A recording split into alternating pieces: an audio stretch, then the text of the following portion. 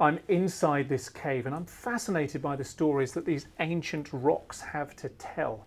The challenge is that there's not a lot of light to tell them with. Not to worry, because my phone has a few tricks up its sleeve to make the most of dark situations, and I've got a light source of my own with this torch. Let's see which ones work out the best.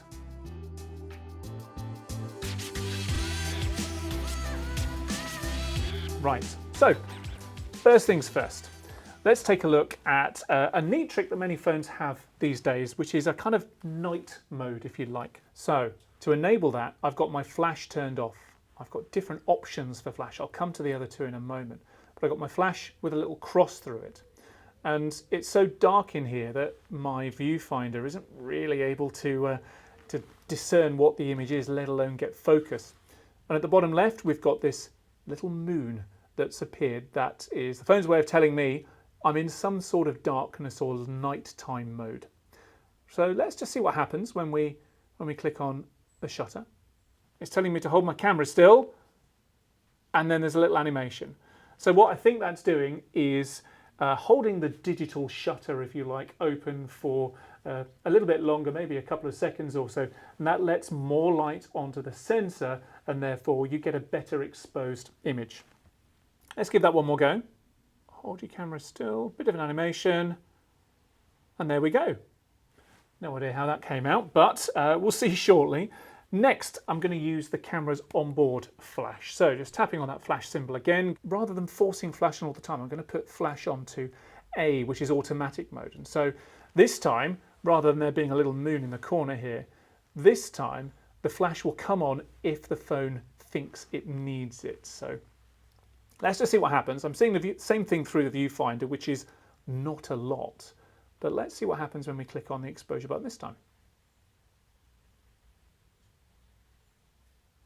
Right, so what we saw there was a couple of different flashes. The first one is just to try and assess the scene, to understand what exposure levels needed and to find focus, because sometimes when the scene's so dark, the camera doesn't have enough to get automatic focus on. And then the second, a much shorter burst, was to take the image itself. Let's just that one more time, see that in action. Framing up, hitting the exposure button. Excellent. We'll see how that one came out in a moment, how different that is from the night mode shot. And then finally, it's time for my own light source. I'm going to keep the automatic flash on though, but the theory is that when I get my torch out and shine my own light onto this scene, this automatic flash should turn off. Let's see.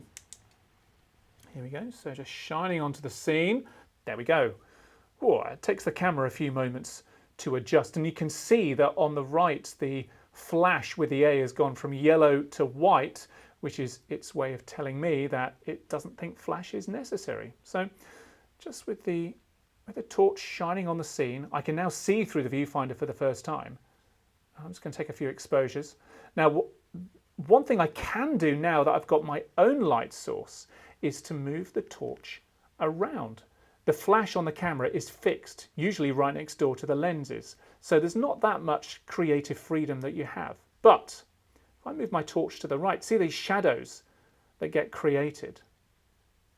They are really quite sweet. And I can move the torch around to the other side and we can create some different shadows instead.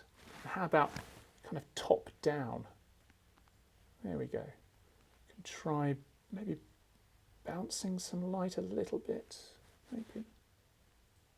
There we go. These images look really quite different, I think, because of the shadows that I'm able to create by... Oh, and so this one here, even though I have my own light source, it's not quite enough light, so the auto flash came on. It'll be interesting to see how that one comes out. One more time, just... Oh yeah, really going big on the shadows there.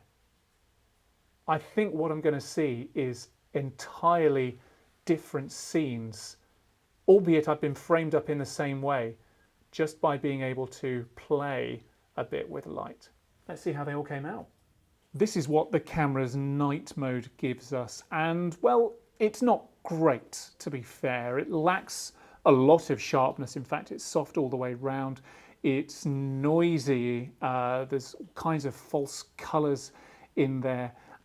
It's not brilliant, but if you don't have any source of light whatsoever, then it might be better than nothing. And to be fair to the camera, I think night modes may be better suited to being outdoors and taking pictures of the sky rather than taking pictures inside a completely dark cave. This is what the scene looks like when the camera's onboard flash is enabled, and well, you can see the rocks and some of the details in the rocks very clearly indeed. You can see the differences in colour in there as well.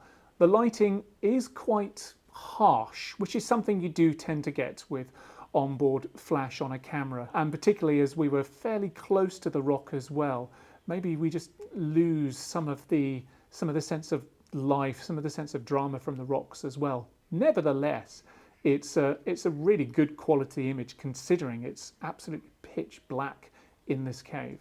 This image uses a combination of the onboard flash and the light from my torch, and I think there's a little bit more life in here. My eyes are drawn in particular to this line that goes from the bottom left up to the top right, and to this triangle towards the left of the middle as well.